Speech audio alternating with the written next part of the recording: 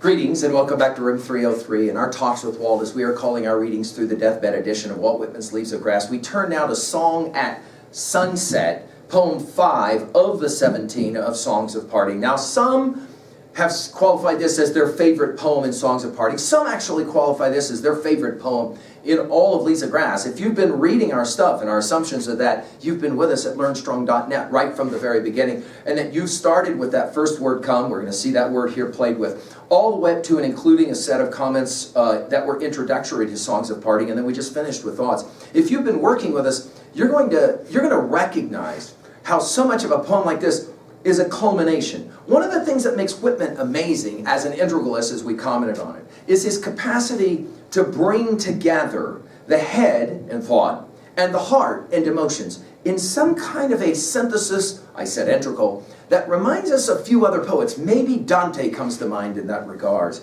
Now our Nortons will give us some background information here as we get ready to start this one. This brilliant paean, that's what Norton's calls it, first published in 1860 as Chants Democratic, number 8, received its present title in Leaves of Grass 1867 in the supplement Songs Before Parting, page 29, and was transferred to the Songs of Parting cluster in Leaves of Grass 1871.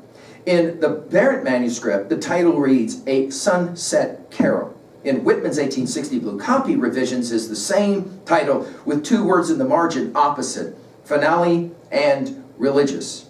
The poem received but little revision. And in Norton's, I think brilliantly says, the poet Rilke called poetry, quote, the past that breaks out in our hearts, end quote. This poem is the poet's joyous affirmation of his whole life. Now, you'll remember that we said that Whitman once commented that he likes to keep to the sunny side of life. This is why we call him not an optimist, but an informed optimist. It's not that he doesn't understand the horrors of the world. He does. But it's Whitman who teaches us in 303 that our Big Five is actually placed in an actual order, a specific order for a reason. Yes, epistemology and what we can know is important, and ontology and our understanding of our being is important. Of course, understandings of psychology, the study of the individual mind, and sociology, the study of the collective mind, hypercritical. But it's that fifth one. It is the question of why must there be Beowulf's dragon? Go back to our comments at learnstrong.net on Beowulf. Why must there be the hemlock waiting for Socrates? Go back to our comments on, for example, Plato's Phaedo at learnstrong.net. Why must there be pain and suffering? And for Whitman, he will argue that the first 4 of our Big Five culminate with a better understanding of the theodicy question, not why did this happen to me, but rather why did this happen for me? Or to speak culturally, creatively culturally, why did this happen not to us, but for us? Now, you'll remember in Song of Myself 25, I will hope that anyway, you'll remember that in Song of Myself 25, he begins that brilliant little poem by saying, dazzling and tremendous, how quick the sunrise would kill me if I could not now and always send sunrise out of me. Now, it's interesting that in American Primer, Whitman's collection, he says, nothing is more spiritual than words. And he'll play that same game, you'll remember, with Song of the Rolling Earth 4. Now, I love this poem. It is going to be for us, I think, one of the more compelling synopses of Whitman's views of the coming death, that he knows is coming. And again, we call this the deathbed edition. The word song in a title will be used for the last time in Leaves of Grass, right here, right now, making that, of course, significant. Sunset will be used 15 times in Leaves of Grass, and obviously here, powerfully symbolic. He'll begin with a word we know, splendor of ended day. Now, later we will reach in the, it's poem number 8 of the second annex, as we'll refer to it, fancy. Ended day is a poem, triumph, transformation, jubilant. We'll love that we'll be able to finish there and come back to this. Splendor of ended day, floating and filling me. Of course, his use of the F word here is wonderful, or the letter F is wonderful.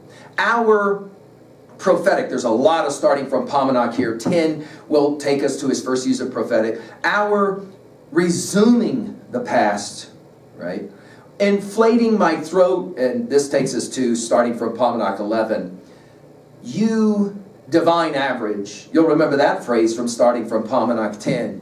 You earth and life till the last ray gleams, I sing. Now, gleams will take us back to Year of Meteors. I sing. If you go, wow, that is an echo. Yeah, 41 times in Leaves of Grass, I sing is used. Open mouth of my soul, uttering gladness. Open mouth, you'll remember it's in I Hear America Singing. Eyes of my soul, seeing perfection. You can't find a more Platonic line than that one, right? Republic 7. You can go and look at our lectures at Learnstrong on that really important passage. Natural life of me. And again, everything for Whitman comes back to nature and his study of nature. Faithfully praising things. Corroborating forever the triumph of things. Again, this is his theodicy. In the end, everything works the way it's supposed to. 7 times now we'll get illustrious. Illustrious everyone. Notice as well in this poem his use of the exclamation mark. Illustrious what we name, space, sphere of unnumbered spirits. Illustrious the mystery of motion in all beings, even the tiniest insect. Tiniest gets used 1 time in all Leaves of Grass. It's in this poem. I love that. And of course, Rhyme of the Ancient Mariner comes to mind here, doesn't it? That all things great and small is the comment made at the end. We've given full lecture at learnstrong.net if you want to run that one to ground. Illustrious, the attribute of speech, the senses, the body. Illustrious, the passing light. Again, back to Republic 7. Illustrious, the pale reflection on the new moon in the western sky. And the rhythms here are just beautiful, brilliant, aren't they? Illustrious, whatever I see or hear or touch, to the last. His celebration of life. Why should I be so excited about being alive? He says, because you get to see, you get to hear, you get to touch. You'll remember in O'Meal Life that you might be able to contribute, he says, a verse to the drama of it all. And then he'll say, good in all. Only time in Leaves of Grass that phrase gets used. And of course, readers of Whitman's day would immediately recognize Genesis 1:1. God saw it and it was good, this use of the word good. We've commented elsewhere in our study of Leaves of Grass. And then we've got 7 ins in the satisfaction and aplomb of animals. You'll remember aplomb was used in Me and Perturb. And of course, animals has to take us back to Song of Myself 32 or Dalliance of Eagles. In the annual return of the seasons, that whole cyclical idea, which I think Whitman learned to appreciate from his study of Shelley's Ode to the West Wind, if winter come, can spring be far behind. In the hilarity of youth, the only other time hilarity gets used is Thy Mother with Equal Brood 5. You'll remember his use of it there. In the strength and flush of manhood, in the grandeur and exquisiteness of old age, in the superb vistas of death, this exquisiteness of old age makes us think, of course, of Tennyson's Ulysses. We're going to finish with Tennyson in another poem, but you'll remember this. You and I are old. Old age hath yet its honor and its toil. Death closes all, but something ere the end, some work of noble note may yet be done, not unbecoming men that strove with gods. We're playing a very similar game here. In these superb vistas of death, not to be feared. Not to be feared. Why? Because we're energy. I mean, that's what he learned from his study of Emerson's Nature, the essay, the classic essay. And if we're energy, then energy is that which can be neither created nor destroyed. And if energy can't be destroyed and we are energy, then there is no death. There is no cessation, nothing to fear. It is a superb vista. Then we're going to get 3 wonderfuls. Wonderful, used 24 times, by the way, in Leaves of Grass. Wonderful to depart. By the way, look at the 8 exclamation points in this brief section. Wonderful to be here. In other words, this is his theodicy. It's great to be here. It's great to swing at the park. It's great to have to go to the van when in the end, as a child, we learned it, right? You can't swing at the park forever, honey. You got to go to the van. You got to go to the van. The heart. And I love how he does this. To jet the all alike and innocent blood. You'll remember this, his use of the word jet. He does it several times, but Song of Myself 40 comes to mind, right? It's usually a sexual kind of rendering in Leaves of Grass. Like in innocent blood.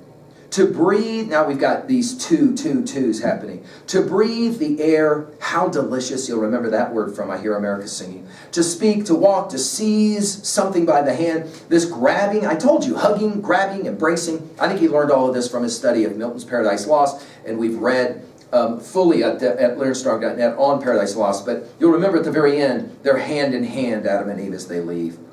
To prepare for sleep, of course this takes us to the poem Sleepers. For bed, to look on my rose-colored flesh. In other words, he's commented on this before, how he likes to look at himself and his body and be blown away by the magnificence of it. To be conscious of my body, so satisfied, so large, to be this incredible God I am. To have gone forth among other gods, these men and women I love. Now, this is one of those radical lines of Whitman's audience's day. Not maybe so much today, but borrowing, of course, from Exodus with I am. Notice it is I am referencing God, God speaking of himself. But notice here it's I am God. It's amazing syntax the way he plays this incredible God I am. It'll take us, of course, to Song of Myself 48. I have said that the spirit is not more than the body, or the soul is not more than the body. I've said this, the body is not more than the soul, and nothing, not God, is greater to one than oneself. Is pretty radical idea.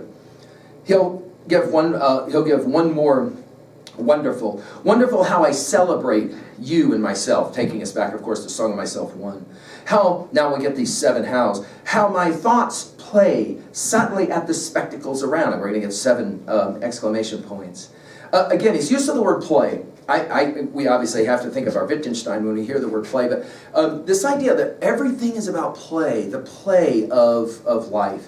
Leela obviously makes us think as well of Leela and the ideas from the Buddhist tradition. How my thoughts play subtly at the spectacles around. Everything's worthy of looking at, spectacles. How the clouds pass silently overhead. How the earth darts on, and how the sun, moon, stars dart on and on. It's almost as if he's reconfiguring the cosmogonic story of Genesis 1 here. How the earth darts on, and how the sun, moon, stars dart on and on. How the water sports, again from play, how the water sports and sings. Surely, he says, it is alive. How the trees rise and stand up with strong trunks, with branches and leaves. Obviously, he's having fun with leaves of grass. But think about what he says in Song of the Open Road 7. Why are there trees, he says, that once I walk under them, I'm never the same after that. And then we'll have 3 O's as he finishes now the poem. Oh, amazement of things, even the least particle. Now this idea of, a particle so small takes us back to tiniest instinct. Oh, spirituality of things. Oh, strain, musical, flowing through ages and continents, now reaching me and America. In other words, he wants to read history as a song. The culminating chorus will be America. Why? Because of freedom, right, and democracy. And then he'll have 22 I's to finish this poem. I take your strong chords, intersperse them, and cheerfully pass them forward. Starting from Palmer 10, you'll remember, I take your composite chords, cheerfully pass them forward. So there's lots of echoes from Palmer in this poem. I too carol the sun, ushered or at noon or as now setting. In other words, I'm coming to the end. I too throb to the brain. Think of his use of throb. And beauty of the earth. The brain and beauty of the earth. Who would even think about a line like that other than the genius Whitman? And of all the growths of the earth. Think again, leaves of grass, right? I too have felt the resistless call of myself. Call of myself gets used once as a phrase, and it's right here. And then we'll have 8 as's. As I steamed down the Mississippi, as I wandered over the prairies, as I have lived, as I have looked through my windows, my eyes, as I went forth in the morning, as I beheld the light breaking in the east. Song of the Open Road obviously being gestured at here. As I bathed on the beach of the eastern sea, and again on the beach of the western sea. Now our Nortons will tell us about this bathing on the western sea stuff.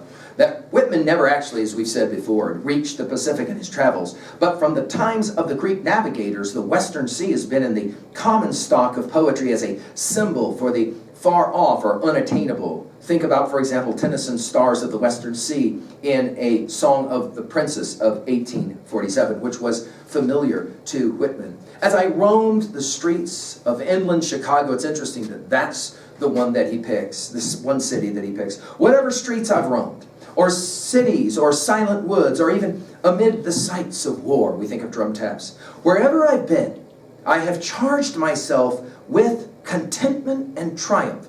Contentment is used one and only one time in Leaves of Grass. It's right here.